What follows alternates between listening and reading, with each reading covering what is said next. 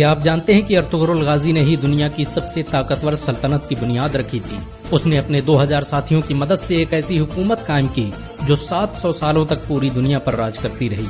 उसकी नस्लों में पैदा होने वाले सुल्तान मोहम्मद फातेह ने ही दुनिया की सबसे बड़ी तोप ईजाद की थी। अर्तुगरुल के जरिए स्थापित की गई सल्तनत उस्मानिया ने दुनिया को सबसे ज्यादा वैज्ञानिक और डॉक्टर दिए। रॉकेट टेक्नोलॉजी पर आधारित दुनिया का पहला जहाज सल्तनत उस्मानिया में ही बनाया गया था।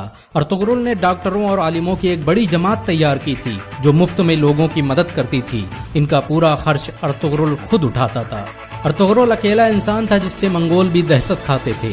13वीं सदी ईस्वी में जब मंगोलों ने मुसलमानों के सारे बड़े शहर तबाह कर दिए तो अर्तुगरुल ने सोगूत में दुनिया की सबसे ताकतवर सल्तनत की बुनियाद रखी।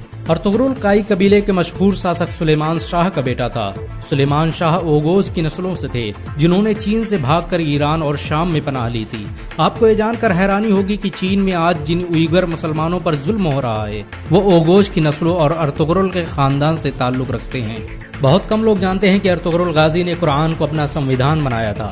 उसकी हुकूमत में सूद और ब्याज के इस्तेमाल पर सख्त मनाही थी।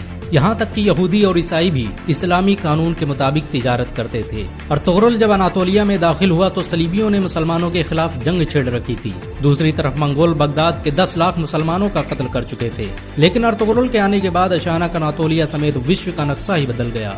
अर्तुगरुल की शुजाअत और हिम्मत से दुश्मन भी कांपते थे। उसने अपने चंद साथियों की मदद से चंगेज खान की फौजों को घुटने टेकने पर मजबूर कर दिया। सलीबियों और मंगोलों के खिलाफ अर्तुगरुल के जज्बे को देखते हुए सल्जूकी सुल्तान अलाउद्दीन कैकुबाद ने उसे अंकारा की जमीनों का मालिक बना दिया। अर्तुगरुल कुरान के बनाए उसूलों के मुताबिक हुकूमत करता था। उसकी नजर में सब बराबर थे। यही वजह है कि उससे प्रभावित होकर बहुत से लोग मुसलमान बन गए। चंगेज खान के सिपाहसालार और सलीबी कमांडरों ने भी अर्तुगरुल के हाथों इस्लाम कबूल कर लिया। अनातोलिया की सरहदों में आकर अर्तुगरुल ने सबसे पहले सोगूत का किला फतह किया। ये वही किला था जहाँ पर हजारों मुसलमान कत्ल किए गए थे। सोगूत को फतह करने के बाद अर्तुगरुल ने वहाँ ऐसा निजाम कायम किया कि वो सल्जूकी सल्तनत का सबसे अमीर शहर बन गया। उसकी हुकूमत में यूरोप की एक बड़ी आबादी व्यापार करने सोगूत आती थी। अर्तुगरुल बड़ा ही इंसाफ पसंद था। उसकी तलवार हमेशा म्यान से बाहर रहती थी। सल्जूकी सल्तनत के खिलाफ साजिश रचने वाले सादुद्दीन कोपेक से लेकर कमांडर ड्रैगोस को उसने सरेआम कत्ल कर दिया था। अर्तुगरुल ने जिस सल्तनत की बुनियाद रखी उसने मात्र 100 साल के अंदर ही आधी दुनिया को फतह कर लिया। इस सल्तनत की सरहदें एशिया से लेकर यूरोप और अफ्रीका तक फैली हुई थी। यहाँ तक कि पूरा भूमध्य सागर खिलाफत उस्मानिया के कब्जे में था। 17वीं सदी ईस्वी तक दुनिया की आधी दौलत सल्तनत उस्मानिया के कब्जे में थी। जापान, रूस और फ्रांस जैसे देश तुर्की की खिलाफत उस्मानिया से कर्जे लेते थे। ये सल्तनत इतनी बड़ी थी कि जब इसका अंत हुआ तो 42 नए देशों का निर्माण हुआ।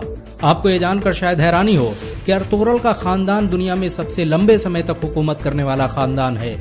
उसके खानदान के 36 लोगों ने 700 सालों तक हुकूमत की। अर्तुगरुल के बाद खिलाफत उस्मानिया ने 500 से अधिक जंगें लड़ी जिनमें ज्यादातर फतह हासिल हुई। अर्तुगरुल चट्टानों की तरह सख्त था। वो जब अनातोलिया आ रहा था तभी रास्ते में उसके पिता सुलेमान शाह की डूबने से मौत हो गई और उसके भाइयों ने अनातोलिया जाने से इनकार कर दिया। लेकिन अर्तुगरुल अकेले ही अनातोलिया आया और सलीबियों पर कहर बनकर टूट पड़ा। मंगोलों ने अर्तुगरुल को मारने की हजारों कोशिशें की लेकिन वो कभी कामयाब नहीं हो सके। यहाँ तक कि उन्होंने अपने दुश्मनों से भी हाथ मिला लिया।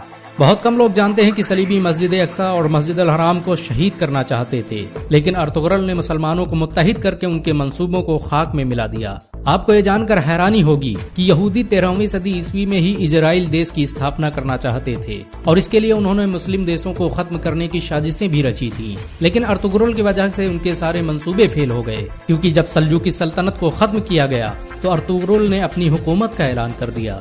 1923 में जब तुर्की की खिलाफत उस्मानिया का अंत हुआ तो दस्तावेजों से पता चला कि खिलाफत उस्मानिया को खत्म करने के लिए कई 100 सालों से साजिशें की जा रही थी। यहाँ तक कि बहुत से यहूदी मुसलमानों के भेष में मस्जिदों में इमामत करते थे ताकि मुसलमानों के दिलों से खिलाफत की अहमियत निकाली जा सके। अर्तुगरुल ने सल्जूकी शहजादी हलीमा सुल्तान से शादी की थी। उसके दूसरे बेटे उस्मान के नाम पर ही इस सल्तनत का नाम खिलाफत उस्मानिया रखा गया। अर्तुगरुल के बेटे उस्मान ने जब तुर्की में उस्मानी करेंसी की शुरुआत की तो उस पर छपने वाला पहला नाम अर्तुगरुल गाजी का था। 2014 में तुर्की के राष्ट्रपति रजब तैयब अर्दोगान के कहने पर अर्तुगरुल की जिंदगी पर एक ड्रामा भी बनाया गया।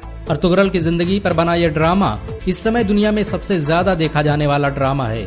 इसे 90 से अधिक भाषाओं में अनुवाद किया जा चुका है और दुनिया के 150 से अधिक देश इसका लाइव प्रसारण कर रहे हैं। अमेरिका ने जहां इस ड्रामे को खामोश बम कहा है, तो वहीं इजराइल इसे दुनिया के लिए खतरा बता रहा है, क्योंकि उन्हें डर है कि मुसलमान कहीं फिर से खिलाफत की बात न करने लग जाएं। सच तो ये है कि मुसलमानों के दिलों में अर्तुगरुल का नाम आज भी जिंदा है। मुसलमान उन्हें आज भी इज्जत की नजरों से देखते हैं। अगर एक मुसलमान होने के नाते आपको गर्व महसूस हुआ हो तो इस वीडियो को लाइक और शेयर जरूर करें। ऐसी और वीडियो को देखने के लिए हमारे चैनल को सब्सक्राइब करें, घंटा जरूर